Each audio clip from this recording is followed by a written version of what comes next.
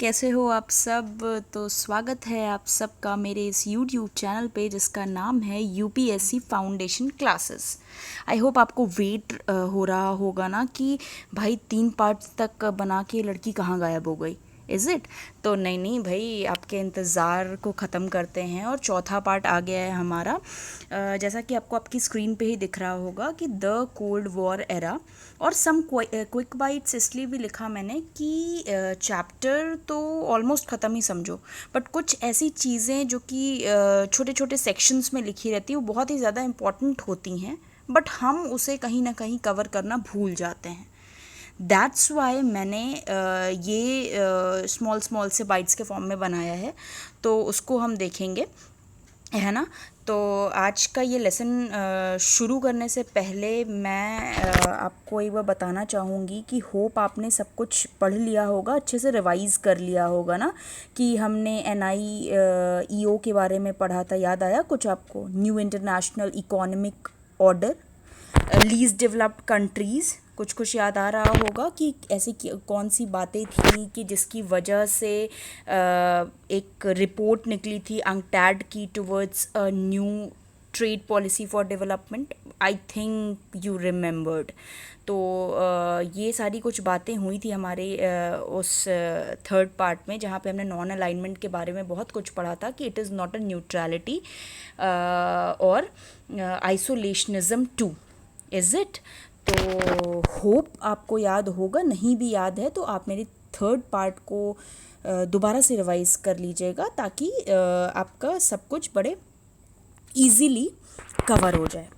तो चलिए आज के इस लेसन की शुरुआत करते हैं फाउंडर फिगर्स ऑफ नाम से, क्योंकि हमने नॉन अलाइन मूवमेंट तो पढ़ लिया, यानी नॉन अलाइनमेंट तो पढ़ लिया, बट उस नॉन अलाइन मूवमेंट के पीछे कौन कौन था, उसके फाउंडर फिगर्स होता है ना, फाउंडर फादर्स कौन कौन हैं। तो जो सबसे पहला नाम हमारे सामने आया, ऐसा ये मत समझिएगा ये किसी ऑर्डर वगैरह में है, नहीं नहीं, ये ऐसे ही मतलब बुक से लिए गए हैं। तो पहला नाम है आपका क्वामे क्रुमा, जो कि 1909 से लेके 72, यानी कि obviously date of birth and then death year आपके, ठीक है। फर्स्ट प्राइम मिनिस्टर थे घाना के। कब से कब तक? 52 से 66 तक, 1952 से 66 तक इन्होंने फ्रीडम मूवमेंट चलाया था एंड एडवोकेट किया था causes of what, socialism and African unity. Obviously ये घाना के प्राइम मिनिस्टर थे, तो अफ्रीकन यूनिटी में इनका बहुत बड़ा योगदान था एंड इन्होंने अपोज किया था न्यू कॉलोनियलिज्म के बारे में, इनका कुछ अच्छा मानना नहीं था and removed in a military कू। इतनी चीज़ें समझ में आ गई। देन आता है आपका गमल अब्देल नासिर। ये जो थे ये इन्होंने रूल किया था इजिप्ट को 52 से 70 तक, यानी कि 1952 से 70 तक। ये कहाँ कहाँ इन्वॉल्व थे आपके Arab nationalism, socialism and anti imperialism में। इन्होंने नेशनलाइज किया था सूज़ कैनाल को। सूज़ कैनाल तो आपने मैप में देखा ही होगा ना, आई होप आपको याद भी होगा सूज़ कैनाल के बारे में, क्योंकि देखिए साथ साथ मैप की प्रैक्टिस करते रहा करिए, क्योंकि it is very important for our UPSC as well as our state PSCs exams. तो इतनी बातों के बाद में आपको सूज़ कैनाल के बारे में याद आ गया होगा, तो नहीं भी याद आया तो सूज़ कैनाल एक तरह का आर्टिफिशियल सी लेवल वाटरवे है इजिप्ट में।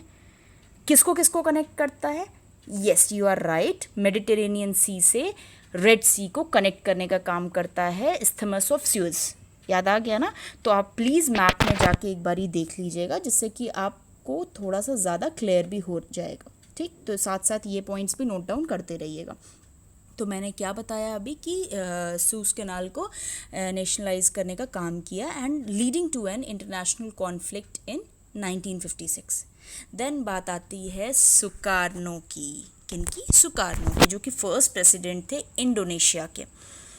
ये भी फ्रीडम स्ट्रगल में काफ़ी कुछ इनका हाथ रहा। कॉजेज़ कौन कौन से हो सकते हैं अभी आपको याद आ ही गया होगा, सोशलिज्म, एंटी इम्पीरियलिज्म, जो कि बहुत ही कॉमन हो रखा है। इन्होंने ऑर्गेनाइज़ किया था बांडुंग कॉन्फ्रेंस को, इस पे नोट डाउन करिएगा, बांडुंग कॉन्फ्रेंस। और एज सच जैसे आपके क्रुमा गए थे एक मिलिट्री कू, वैसे इनका भी ओवरथ्रोन था मिलिट्री कू में। देन आते हैं आपके जोसेफ, क्या नाम है, जोसेफ ब्रोज टीटो। इनके बारे में आपने थोड़ा बहुत सुना होगा, यूगोस्लाविया के प्रेसिडेंट थे ये। इन्होंने जर्मनी के अगेंस्ट लड़ाई की थी वर्ल्ड वॉर 2 में। कम्युनिस्ट, मेंटेन सब distance from the Soviet union. Okay, तो यूगोस्लाविया की हिस्ट्री में इनका नाम काफ़ी स्वर्ण अक्षरों में लिखा है। और last but not the least, हमारे Jawaharlal Nehru, first prime minister of India. Asian unity में इनका बहुत बड़ा हाथ था, डीकोलोनाइजेशन, न्यूक्लियर डिसआर्मामेंट, इन्होंने एडवोकेट भी किया, पीसफुल को एग्जिस्टेंस, ताकि वर्ल्ड पीस को सिक्योर किया जा सके। तो नाम में ये पांचों नाम स्वर्ण अक्षरों में लिखे जा सकते हैं, क्योंकि इन्हीं पांचों का बेसिकली हाथ था इस मूवमेंट के पीछे। आई होप ये क्लियर हो गया होगा आपको, एक दो बार आप पढ़ोगे क्लियर हो जाएगा। और yes, now the cold war timeline, इसको हम अक्सर छोड़ देते हैं, जबकि ये बहुत इंपॉर्टेंट चीज़ होती है। एक ओवरव्यू सा रहता है आपके दिमाग में कि ये ऐसे है, वो वैसे है, और ये ऐसे चल रहा है, ठीक है। जैसे 1947 से स्टार्ट हुआ, तो प्रेसिडेंट हैरी, जो कि अमेरिका के प्रेसिडेंट थे, ट्रूमैन का डॉक्ट्रिन आया कम्युनिज्म को कंटेनमेंट का। ओके, देन 47 से 52 में मार्शल प्लान, यूएस की एड, ताकि रिकॉन्स्ट्रक्शन हो सके वेस्टर्न यूरोप का, अपने साइड खींचने की बात हो रही है, ये याद करिए, वेस्टर्न अलायंस। ओके, 1948 से 49 बर्लिन का ब्लॉकेड हुआ by Soviet Union, and airlift हुआ सप्लाईज का, किन के लिए, वेस्ट बर्लिन के लिए, by the US. Obviously US का नाम आना ही आना है। देन 1950 से 53 तक कोरियन वॉर, ये हम पहले भी पढ़ चुके हैं। यहाँ पे डिवीजन हो गया था कोरिया का, 38th पैरेलल। सब आपके लिए बहुत इंपॉर्टेंट चीज़ क्या है, 38th पैरेलल को याद रखना, कि कोरिया को 2 पार्ट में डिवाइड करना। 1954 में क्या हुआ कि फ्रेंच डिफीट हो गया बाय वियतनामीज़। साथ ही साथ साइन हुआ Geneva accords, division of Vietnam along the 17th parallel. अभी हमने 38th पैरेलल पढ़ा किस कंट्री के रिगार्डिंग कोरिया के, और अब हम 17th पैरेलल पढ़ रहे हैं किस कंट्री के रिगार्डिंग, वियतनाम के।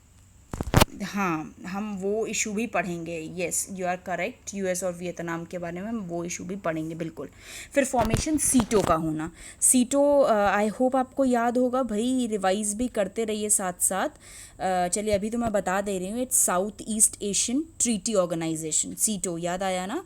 तो ये अलायंस सिस्टम यूएस का बनाया हुआ ही था, सीटो एंड सेंटो। सेंटो मीन्स आपका सेंट्रल ट्रीटी ऑर्गेनाइजेशन, हम साथ साथ रिवाइज भी कर ले रहे हैं, ठीक है। तो फॉर्मेशन हो गया था यहाँ से 1954 से।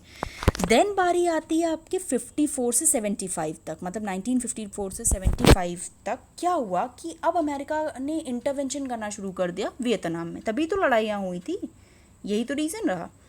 फिर 1955 में साइनिंग हुई आपके बगदाद पैक्ट की, उसके बाद सेंटो, जो कि मैं पहले ही बता चुकी थी, अब आ रहा है।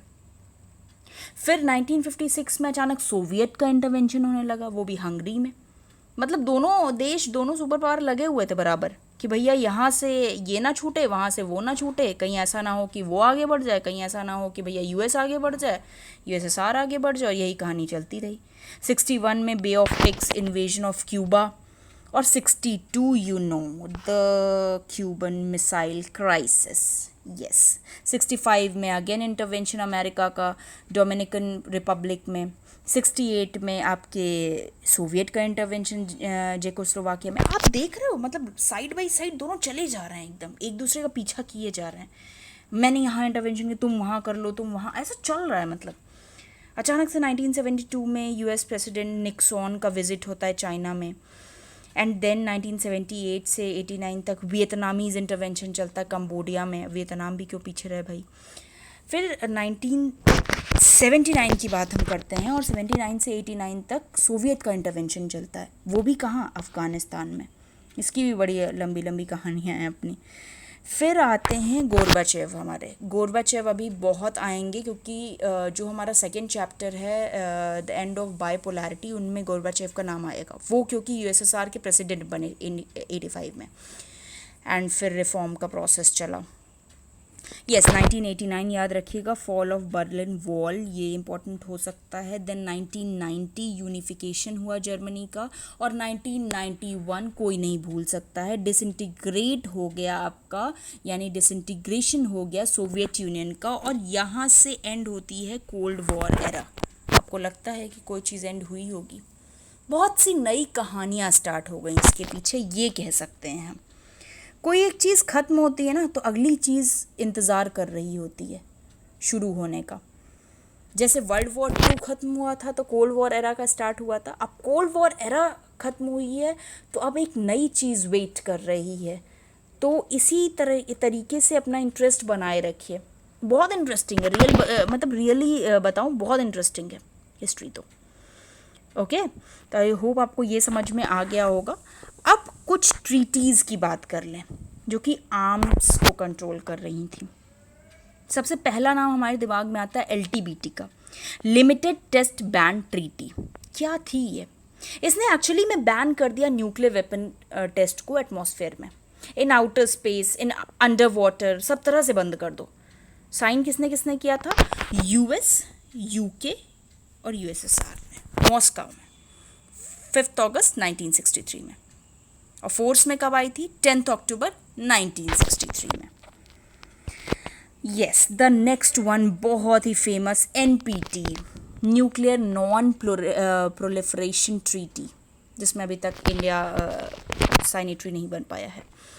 ये अलाउ करती थी only nuclear weapon states to have nuclear weapons, मतलब जिनके पास न्यूक्लियर वेपन है उनके पास रहें, बट जिनके पास नहीं है वो एक्वायर ना करें। आई बात समझ में? तो एनपीटी के पर्पसेस के लिए nuclear weapon state is one which has manufactured और एक्सप्लोडेड अ न्यूक्लियर वेपन, जिसने मैन्युफैक्चर भी किया और एक्सप्लोड भी किया हो, और भी और एक्सप्लोसिव डिवाइस को, फॉर प्रायर टू 1 जनवरी 1967। तो 5 न्यूक्लियर वेपन स्टेट्स थे इस ट्रीटी के हिसाब से। एक तो यूएस हो गया आपका, फिर यूएसएसआर में भी लेटर रशिया, नॉट सारी countries, Britain, France and China, ये 5 थी। ये साइन हुई थी वॉशिंगटन में, लंदन में, मॉस्को में ऑन 1 जुलाई 1968। डेट्स वगैरह दोबारा पढ़ते जाइएगा। और एंट्री कब की इन्होंने? 5 मार्च 1970। देख रहे हो आप, 1-2 साल का टाइम लग ही जाता है, और एक्सटेंड तो होती गई 1995 तक। देन सॉल्ट 1, ये अच्छे से याद हो जाएगी क्योंकि सॉल्ट का यूज़ तो आप डेली ही करते हो, है ना। तो स्ट्रैटेजिक आर्म्स लिमिटेशन टॉक्स 1, ये जहाँ तक लग रहा है कुछ स्ट्रैटेजिकली यूज़ आएगा इसका, कि strategic arms limitation talks start हुई 1969 से, और उस समय निक्सॉन का टाइम आ चुका था। तो यहाँ पे एक्चुअली ट्रीटी हुई लिमिटेशन पे, एंटी बैलिस्टिक मिसाइल सिस्टम की लिमिटेशन पे, और दूसरी थी interim agreement on the limitation of strategic offensive arms, और ये खुद फोर्स में आई 1972 में। तो ये बहुत जल्दी फोर्स में आ गई थी, बट स्टार्ट तो टॉक 1969 से हुई थी ना, बट जब निक्सॉन आए तब साइन हो गई। देन आती है बात सॉल्ट 2 की, same thing, strategic arms limitation talks 2। ये राउंड स्टार्ट होता है नवंबर 1972 से। जिमी कार्टर, जो कि यूएस प्रेसिडेंट थे तब, and Soviet leader Leonid Brezhnev, ये जो मैं बता रही थी अभी, ये इन्हीं के बारे में। इन दोनों ने साइन की थी ये ट्रीटी इस लिमिटेशन पे, और कहाँ? वियना में 1979 में। आप देख रहे हो, एक 2-2, 4-4 साल बीतते जा रहे हैं, टॉक्स पे टॉक्स हुई जा रही हैं, बट स्टिल आज भी न्यूक्लियर वेपन्स के टेस्ट हो रहे थे एंड ऑल, सब कुछ चल रहा है वैसे के वैसे। फिर स्टार्ट 1 आ गई, स्ट्रैटेजिक आर्म्स रिडक्शन ट्रीटी। पहले लिमिटेशन की बात हुई, फिर रिडक्शन की बात हुई। अब इनमें ऑब्वियस सी बात है, मिखाइल गोर्बाचेव का नाम आया and US president George Bush का नाम आया। तो रिडक्शन करो, लिमिटेशन करो इनके ऑफेंसिव आर्म्स पे। 1991 में आई थी ये। एंड देन आती है आपकी स्टार्ट 2, ऑब्वियसली रिडक्शन ट्रीटी 2। अब इनमें क्या है? इनमें भाई आ गए आपके Boris Yeltsin and the US president George Bush on the reduction and limitation of strategic offensive arms. वो 91 में आई थी, तो ये 93 में आई है। और ये जॉर्ज बुश सीनियर थे, ठीक है, तो प्रेसिडेंट जॉर्ज बुश सीनियर इसीलिए लिखा हुआ है। तो आज का लेसन उतना कहानी भरा नहीं था, बहुत ही स्पेसिफिक से पॉइंट्स थे, बट येस, इन पॉइंट्स को ज़रूर याद रखिए ताकि आपको एक ओवरव्यू समझ में आता रहे। और आई होप आप बहुत अच्छा कर रहे होगे अपनी पढ़ाई में। पढ़ते रहो ऐसे ही, और ख़्याल रखो अपना। ये टाइम कुछ ऐसा है जो कि बहुत अच्छा तो नहीं कह सकते हैं इसको, बहुत ही अजीब है। हाँ, हमें अपनों के साथ रहने का टाइम ज़रूर मिल रहा है, बट स्टिल आप सबका ख्याल रखें, अपना भी ख्याल रखें, क्योंकि गर्मी का सीज़न भी आ गया है। तो please stay safe, stay healthy and keep learning. Thank you so much for your support. Thank you.